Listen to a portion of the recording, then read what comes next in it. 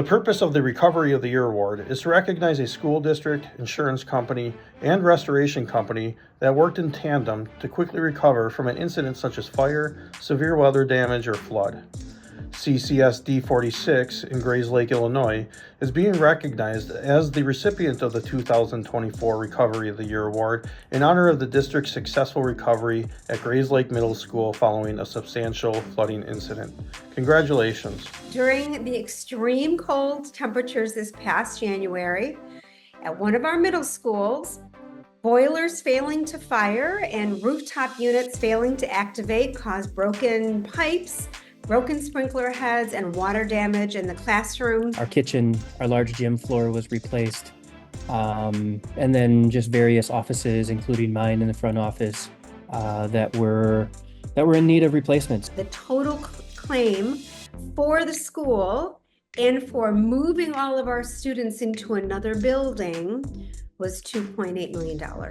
Once Scott Gaunky from GHA began leading the project and BEFLOR became involved, we were able to clear those hurdles with a lot more ease.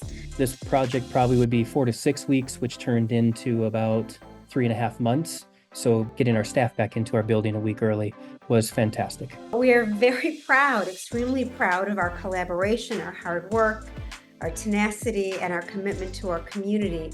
So it means a great deal to us to be acknowledged for that success. There are 2 people I think that are at the meeting here this morning, Scott Gaunky and our superintendent, Dr. Lynn Glickman, who are integral in just not only in their talents of understanding what their role is and how to get people involved, but sometimes even just getting out of the way and allowing others to add to the project and the overall design. I want to thank my partners in the recovery effort who are being acknowledged with this award, but also it is important to know that physical recovery is only part of the story.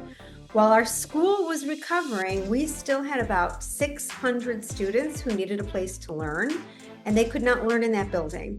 So we are very proud to have moved all of our students and staff members into another space. We did that in 5 short days.